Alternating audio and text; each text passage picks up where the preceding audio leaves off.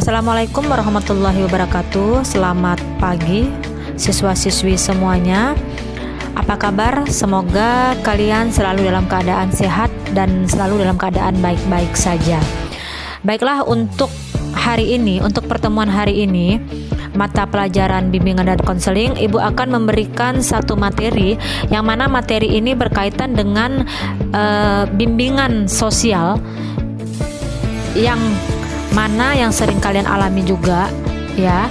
Jadi materi ini adalah materi tentang hubungan antar teman sebaya. Mungkin kalian pernah mendengar apa sih teman sebaya itu atau siapa sih teman sebaya itu ya. Jadi di sini pengertian teman sebaya adalah sebagai sebuah kelompok sosial, sering didefinisikan sebagai semua orang yang mempunyai persamaan ciri-ciri seperti persamaan tingkat usia. Nah, jadi teman sebaya itu adalah teman seumuran kalian, teman sepantaran kalian. Itu yang dikatakan teman sebaya. Di sini juga ada faktor-faktor yang mempengaruhi dalam hubungan antar teman sebaya. Yang pertama adalah kondisi fisik, ya, itu jelas. Kondisi fisik, bagaimana fisik seseorang itu mempengaruhi dalam hubungan berteman ya. Kemudian kebebasan emosional, yang mana bagaimana cara kamu mengendalikan emosi kamu di dalam hubungan berteman dengan teman sebaya kamu. Kemudian interaksi sosial, bagaimana hubungan sosial kamu terhadap teman-teman kamu ya kan. Kemudian pengetahuan terhadap kemampuan diri, bagaimana sih pengetahuan kamu, bagaimana sih kemampuan diri kamu. Nah, itu akan berkaitan atau faktor-faktor yang mempengaruhi dalam hubungan teman sebaya. Kemudian penguasaan diri terhadap nilai-nilai moral dan agama. Ini juga sangat mempengaruhi sekali ya. Jadi bagaimana nilai-nilai moral atau nilai-nilai diri kamu atau agama yang kamu anut itu sangat mempengaruhi sekali dalam hubungan antar teman sebaya ini ya. Kemudian selanjutnya adalah prinsip dasar. Prinsip dasar dalam hubungan teman sebaya ini ada berbagai macam prinsip ya. Yang pertama, menyadari adanya perkembangan diri untuk tumbuh. Jadi sebelum kalian bersosialisasi, sebelum kalian melakukan hubungan antar teman sebaya, kalian harus menyadari adanya perkembangan diri kalian. Bagaimana diri kalian berkembang itu untuk tumbuh di dalam hubungan sosial tersebut. Kemudian yang kedua, relasi yang dibangun hendaknya sama-sama menyenangkan, menciptakan rasa aman, mengatasi masalah yang mungkin muncul dan membangun simpati. Nah, di sini dijelaskan relasi atau hubungan yang kalian bangun, hubungan yang kamu bangun bersama teman sebaya kamu itu harusnya sama-sama menyenangkan. Jadi teman kamu adalah pribadi yang menyenangkan, kamu juga pribadi yang menyenangkan. Kemudian kamu dan teman kamu juga bisa menciptakan rasa aman, tidak pernah berantem dan segala macam ya kan. Kemudian mengatasi masalah-masalah yang mungkin muncul. Masalah-masalah dalam pertemanan itu selalu banyak. Nah, kalian bisa mengatasi itu. Dan yang paling penting adalah membangun rasa simpati terhadap teman kita ya kan. Selanjutnya yang ketiga, mau belajar untuk mengerti, menghargai serta bersikap dengan tepat terhadap sahabat. Nah, di sini kalau kamu ingin menjadi sahabat yang baik buat teman kamu harus bisa belajar untuk mengerti orang lain, mengerti sahabat kamu, menghargai sahabat kamu, serta bersikap dengan tepat terhadap sahabat kamu ya kan. Yang jelas sikapnya ya tetap sikap yang baik. Kemudian yang keempat, tidak berprasangka bahwa bersahabat dengan lawan jenis pasti akan memunculkan masalah perasaan suka. Nah, jadi kamu hindari apabila kamu mempunyai teman yang berlawanan jenis, misalnya ini perempuan, temannya laki-laki, kamu harus tidak mempunyai prasangka bahwa oh nanti nih kalau aku berteman sama temanku yang laki ini aku akan pacaran dan segala macam, atau bahkan aku akan suka. Itu jangan berprasangka seperti itu ya. Itu prinsip dalam menjalin hubungan antar teman sebaya. Nah, kemudian selanjutnya bagaimana cara berkomunikasi dalam pergaulan, dalam hubungan teman sebaya ini ya. Yang pertama, siapa yang diajak bicara. Kamu harus tahu temanmu itu siapa yang kamu ajak bicara. Apakah temanmu ini anaknya tidak suka tersinggung atau anaknya yang memang enak diajak bicara. Kamu harus tahu. Kemudian yang kedua, kalimat yang dipergunakan.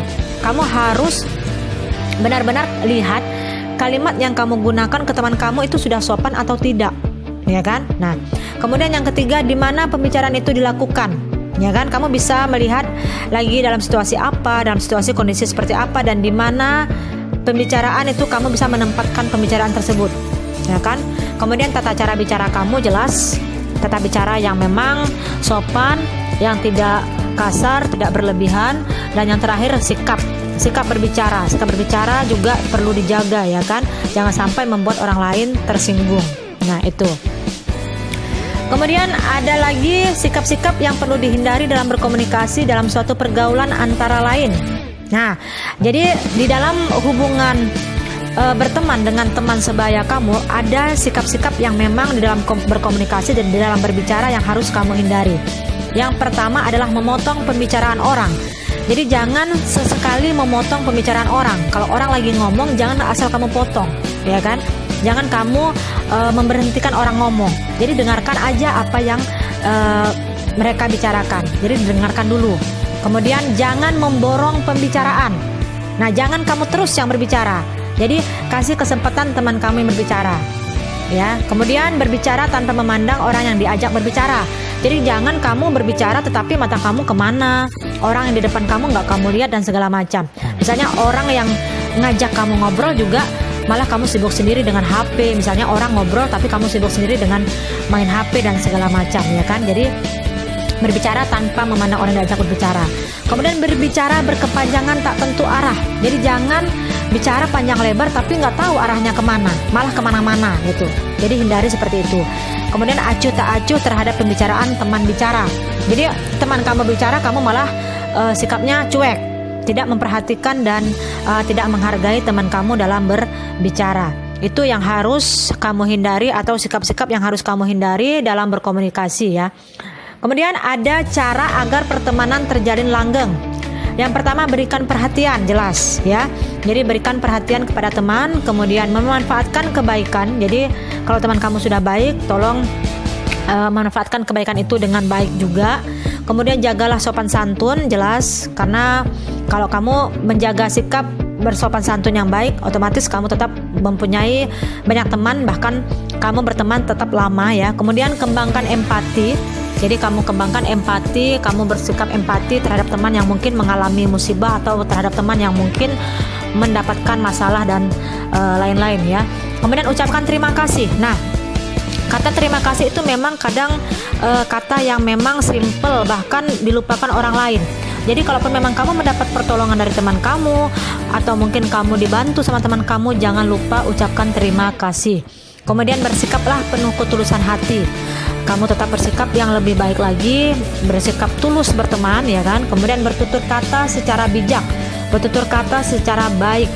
Jangan melukai perasaan teman kamu.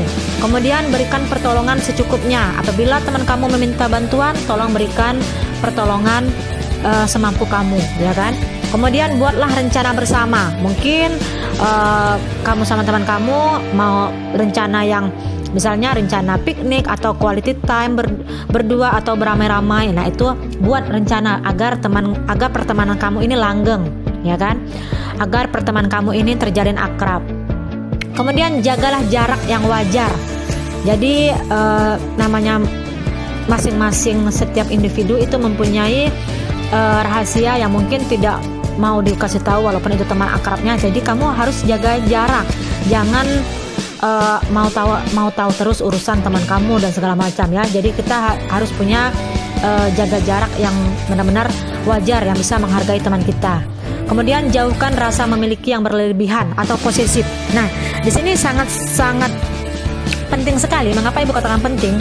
Kadang ada orang yang memang menganggap temannya itu teman akrab sekali, tetapi dia tidak tidak memberi kesempatan kepada temannya untuk berteman dengan yang lain. Nah, di sini kan jauhkan rasa memiliki yang berlebihan. Jadi jangan kamu menganggap teman kamu itu adalah punya kamu sendiri, harus berteman sama kamu saja. Itu jangan. Jadi jauhi rasa memiliki yang berlebihan, ya. Jadi kita kasih kebebasan kepada teman kita untuk mungkin berteman atau bersosialisasi dengan teman yang lain. Jadi mungkin temanmu ingin berteman dengan yang lain, jadi jangan kamu larang, ya, jangan kamu larang. Nah, itu mungkin ada beberapa cara agar pertemanan terjalin langgeng. Dan itu juga yang dapat Ibu berikan materi untuk hari ini, materi tentang hubungan antar teman sebaya. Jadi pesan Ibu, apabila kalian mempunyai teman yang baik, apabila kalian mempunyai teman yang memang akrab, jagalah teman kalian, jangan sampai terjadi pertengkaran, jangan sampai terjadi perselisih pahaman ya, karena banyak teman itu katanya membuat hidup kita lebih baik dan lebih enjoy, ya kan. Jadi mungkin itu saja materi Ibu hari ini. Tetap jaga kesehatan, tetap semangat dalam belajar ya, jangan malas. Semoga kita sama-sama berdoa, semoga pandemi ini cepat berlalu dan kita bisa masuk sekolah seperti biasa.